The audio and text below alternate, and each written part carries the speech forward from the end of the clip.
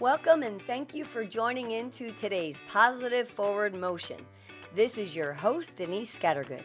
Each week, I discuss a topic that is designed to help you get more of what you do want and less of what you don't want, both personally and professionally.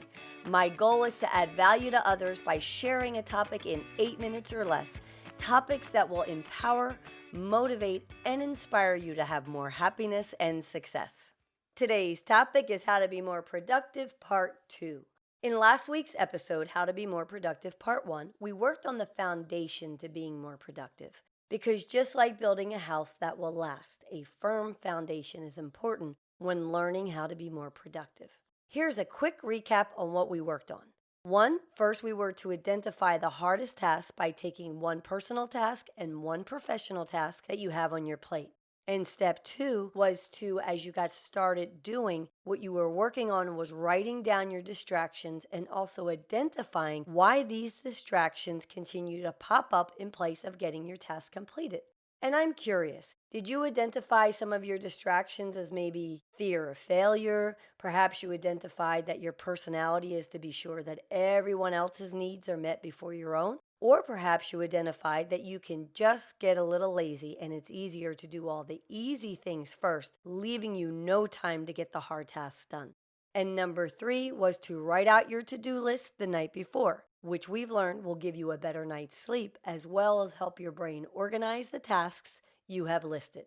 So I hope you had success with these and are feeling well rested and ready to take on your day. This week, we're going to work on time management. Time management does not mean that you fill every waking hour being productive. It means making the most of the time you put aside and to find more time to be productive.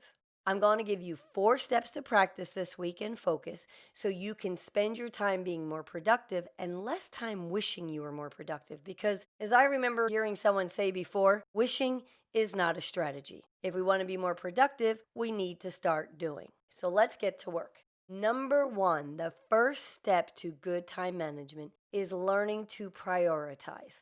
Last week, you practiced identifying your hardest project, and now that you've identified that project, it's time to create your to-do list. And don't worry about overthinking this part. Just get a pen and paper and start writing a list of all the things you need to do in order to accomplish this goal. The longer the list, the better. Don't worry about it. Just start free writing.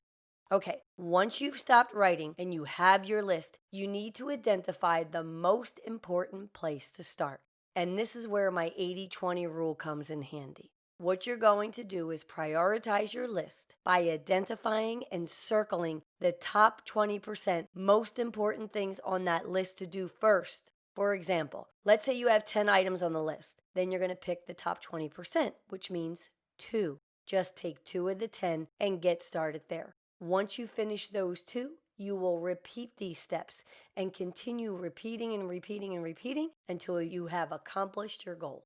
Number 2, stop the brain drain. Did you know that for every minute you allow yourself to get distracted by checking that text, email, social media post, or another pop-up on your cell phone takes your brain more time to get back on track? And it makes it harder for you to focus on that important task you're working on. That's right. And there have been numerous studies on how our cell phones create what's called drain brain. The findings even brought up sufficient evidence that just having your cell phone close to you while you're working on that task can be distracting. So here's what I challenge you to do. When you are ready to work on that top 20% of your task list, turn your phone off and leave it in another room. Do this for 1 hour at a time and watch not only your productivity, but also your focus and quality of your work will improve immensely. Number 3, create your stop doing list. That's right, a stop doing list. So many times we focus on creating a to-do list that we forget to cut out all the things that suck our productivity. So take this lesson from Steve Jobs. He said that what made Apple Apple was not so much what they chose to build, but all the projects they chose to ignore. So I want you to write a list of what you can cut out of your life to help you reach your goals and be productive. Here are a few that are very obvious. Stop watching TV. Stop eating unhealthy. Stop hanging out with negative people. Stop complaining and start doing. Stop saying yes to everyone and everything. If you do this, is it because you're fear of missing out? Or are you a people pleaser? Do you make a habit of pleasing everyone else and then have no time to please yourself? So identify and create your stop doing list. And number 4, give yourself more time by finding more time. Identify your areas of opportunity by logging your time for a full week. And I mean from the moment you get up to the moment you go to sleep for 1 week. Start tracking your time and pay attention to it all. Do you spend 10 minutes looking for your car keys, shoes, or whatever else it may be to get out the door? Is your morning filled with kids, animals, and household duties that overwhelm you before you can even get started on that important project? Do you spend a half hour at work trying to decide what you want for lunch? Then you take your hour lunch break? If so, what can you do to stop this? Obviously, bring your lunch to work.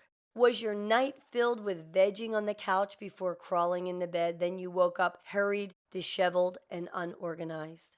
Once you recognize where you can stop wasting time, then you're going to give yourself more time. So here's an example of what I've done, and it stayed with me for years. When I went back to college, I did this while I was running a company, while I was raising 2 daughters, caring for a home. In our home, we had lots of love and fun and animals, and I would set my alarm to wake up at 4:30. This would give me 2.5 hours of uninterrupted quiet time to focus and get my studying done before my house woke up. To this day, I savor this early morning peaceful time of day. When the world does wake up, I am happy and energized because I'm feeling ahead of the game and I'm better equipped to handle the day. I'm super excited that you're spending your time with me to learn how to be more productive. So here's a quick recap of the 4 steps in a nutshell. Number 1, practice the 80-20 rule by doing the top 20% of your list first. Also, I do have an 80-20 rule podcast that you can take a listen to. Number 2, stop allowing your cell phone to drain your brain. Number 3, identify the things that you can stop doing and write your stop doing list. And number 4, find more time by identifying where you are wasting your time. And I'm going to leave you with this quote from Mozart. The shorter way to do many things is to only do one thing at a time. Thank you for supporting Positive Forward Motion. And don't forget to tune in every Wednesday for a brand new episode that will empower, motivate, and inspire you to be your best both personally and professionally. And as always, you can find a free PDF worksheet of my action steps under each podcast episode on my website, DeniseScattergood.com. And if you'd like to stay in the know of all things Positive Forward Motion, like workshops and special events, be sure to connect with me on Instagram and Facebook at Denise Scattergood. You can find me on Twitter at Alert Trainers. You can also text the word positive to 313131 and you'll be opted in for updates and daily doses of positivity. If you enjoyed this episode, please review and share to help spread our message of positivity. And remember, no matter how small your step is, as long as you take it in the right direction, that's what I call positive forward motion.